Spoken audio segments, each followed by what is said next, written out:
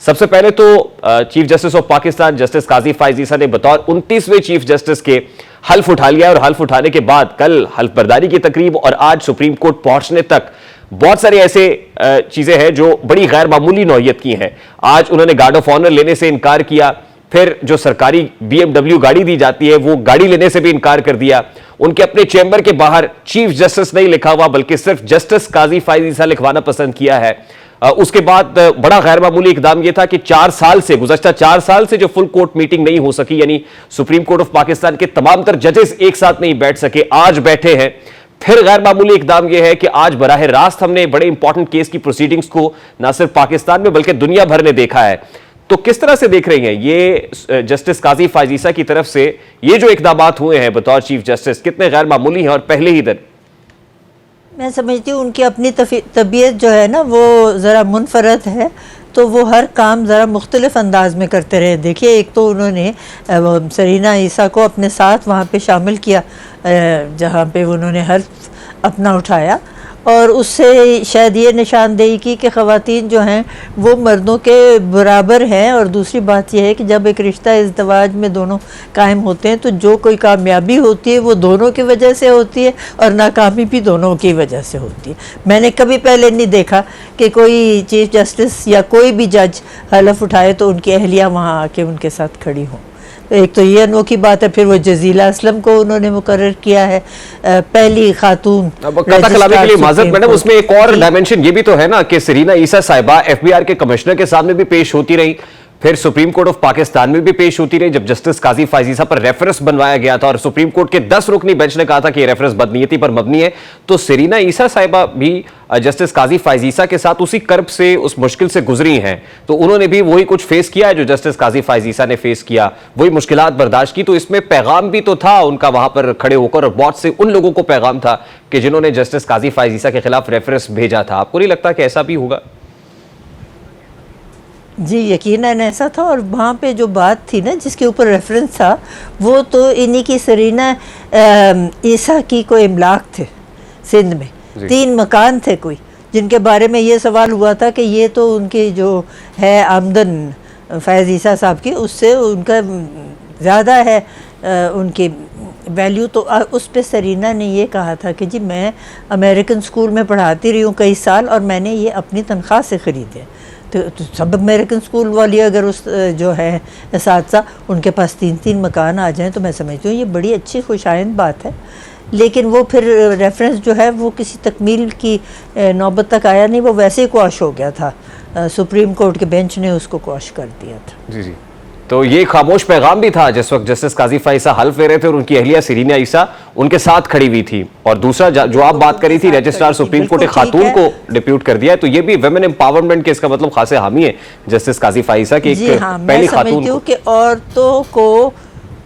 ان کا صحیح مقام جو ہے اس کی نشاندہی انہوں نے کی ہے، اور یہ بھی کہ جب بھی کسی مرد کی کامیابی ہوتی ہے یا عورت کی کامیابی ہوتی ہے تو وہ دونوں جو رشتہ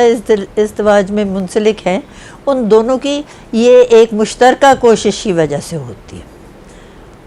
آج supreme court practice and procedure bill پر فل کورٹ بنایا گیا میڈم، اور اس سے بھی پہلے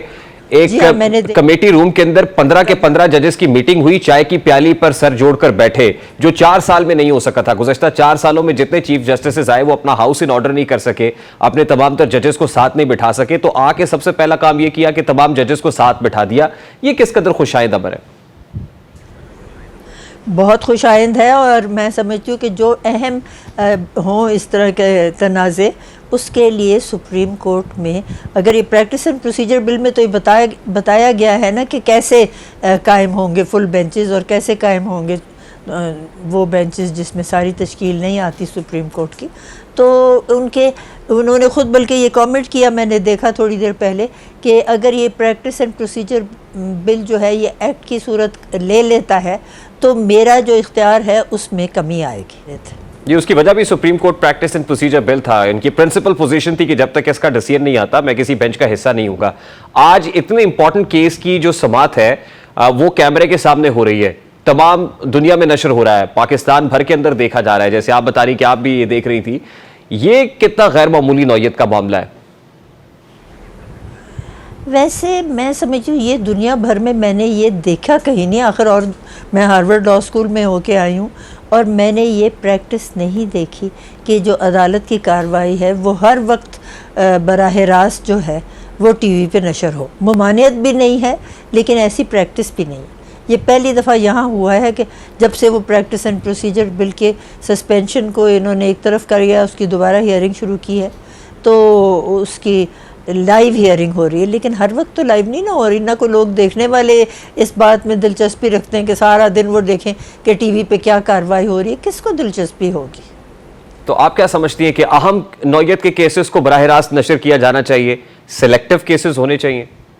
اب بھی میں سمجھتی ہوں اہم نقطے جو ہوتے ہیں نا صرف ان کو ہائی لائٹ کریں اور وہ دکھائیں، کیونکہ دیکھیں جو عام شہری ہے ان کی کیا دلچسپی ہے اگر یہ ساری باتیں ہر وقت ٹی وی پہ دکھائیں اہم مقدمات، تو زیادہ وقت تو ٹی وی کا لگ جائے گا صرف عدالتی سماعتوں کو نشر کرنے کے لیے، اور ایسا تو مناسب نہیں ہے۔ آپ کو پتہ ہے کہ کس نے شعر لکھا ہوا ہے؟ شیخ سعدی نے لکھا ہے، بلبل چے گفت و گل چے شنید و صبا چے کرد اکنو کرا دماغ کے پرسد ز باغباں، کہ ہر وقت آپ یہی دیکھتے رہے کہ وہ کیا کر رہے ہیں، ایسا نہیں ہوتا۔ تو یہ انگریزی کی کارروائی میں تو کوشش یہ کرتی تھی جہاں میرے پاس کوئی آتا تھا سائل کہ میں عدالت میں جا کے اگر بحث کروں تو میں اردو میں کروں۔ دیکھیں جو آپ کے پاس آیا ہے اس کا موقف کیا ہے، آپ نے تو اس سے ایک دفعہ پوچھ لیا اپنے چیمبر میں یا اپنے دفتر میں، جب آپ عدالت میں پیش آئے اور آپ انگریزی میں بولی جا رہے ہیں، اس کو کیا پتہ آپ کیا کہہ رہے ہیں، آپ نے اس کا موقف بیان کیا بھی ہے جج کے سامنے یا نہیں۔ تو اگر ساری کارروائی ہو اردو میں تو بہت اچھا ہو، میں سمجھتی ہوں یہ ایک نئی جو ہے۔ اب آپ کیا دیکھتی ہیں جسٹس قاضی فائز عیسیٰ کے بطور چیف جسٹس عہدہ سنبھالنے کے بعد، کیا ایک نئے دور کا آغاز ہونے جا رہا ہے جہاں اس طرح جو بیک لاگ ہے، خاص طور پہ آج انہوں نے خود ذکر کیا 57,000 مقدمات زیر التوا ہیں، ان کو بھی سلجھانا ہے؟ پھر جس وقت آپ کو یاد ہوگا عدلیہ بحالی تحریک کامیاب ہوئی تھی، جسٹس افتخار چودھری ری انسٹیٹ ہوئے تھے بطور چیف جسٹس، تو اس وقت بھی توقع یہی تھی اور بڑی خوشگمانی تھی کہ ایک نئے دور کا آغاز ہونے جا رہا ہے، سپریم کورٹ آف پاکستان ایک چینجڈ انسٹیٹیوشن ہوگا۔ What are you looking at? کیا ایسا ہی ہے؟ کیا بہت زیادہ توقعات ہیں یا ضرورت سے زیادہ توقع کی جا رہی ہے؟ اس وقت اس سڑک گردی میں نے تو بھرپور حصہ لیا تھا، بلکہ اسی کے بعد میں فوری طور پہ ہائی کورٹ بار کی صدر منتخب ہو گئی تھی کہ میرے کوشش اس میں شامل تھی جو ہم نے بحال کیا چیف جسٹس کو۔ لیکن جب بحال ہو گئے تو بڑی ہمیں ایک افسوس ہوا کہ انہوں نے اپنا چیف جسٹس کا جو مکان تھا نا اس کو استعمال کرنے کی اجازت دے دی ارسلان کو، اور اس نے کوئی وہاں دفتر کھولا ہوا تھا، حالانکہ چیف جسٹس کے مکان کو ایسے مواقع کے لیے استعمال کرنا ہی نہیں چاہیے، یہ بھی مناسب نہیں ہے۔ دیکھیں 3 ہمارے ستون ہیں آئین کے، ایک تو ہے عدلیہ، ایک ہے مقننہ اور ایک ہے جو ہے انتظامیہ۔ تو یہ جو دور تھا نا جس وقت انہوں نے عمران خان کے خلاف وہ نو کانفیڈنس کا موشن کیا اور وہ فارغ ہو گئے، تو انہوں نے اپنی پارٹی کو بھی کہا کہ جی آپ استعفیٰ دے دیں۔ اس کا یک طرفہ یہ نتیجہ تھا کہ جو قوانین ان کو پسند نہیں آتے تھے، جو بھانمتی کا کنبہ آیا، انہوں نے ان کی ترمیم کر دی، اور یہ تو میں سمجھتی ہوں کہ بہت اچھا ایک کام کیا ہے انہوں نے جاتے جاتے، جو سابق چیف جسٹس تھے بندیال صاحب، کہ انہوں نے وہ جو امینڈمنٹس تھیں ان کو بالکل ڈکلیئر کر دیا کہ درست نہیں ہے اور یہ غیر آئینی ہے، اور بحال کر دیا جو تھا نیب کا قانون جیسے وہ تھا اس کی اصل صورت۔ تو یہ ایک جو کام انہوں نے آخری دن پہ کیا، یہ میں سمجھتی ہوں کہ کچھ بہتر تھا۔ لیکن اب یہ جو پریکٹس اینڈ پروسیجر کا لاء اگر ایکٹ بن جائے، جس کا امکان ہے، تو پھر یہ ہے کہ اپیلیں بھی اسی طرح دھڑا دھڑ ہوں گی ہر بات پہ، نہیں تو کئی 100 لوگ ہیں جو نیب کی گرفت میں دوبارہ آ گئے ہیں۔ بہت بہت شکریہ جسٹس ریٹائرڈ ناصرہ جاوید صاحبہ، ممتاز ماہر قانون، سابق جج لاہور ہائی کورٹ، ہمارے ساتھ موجود تھی۔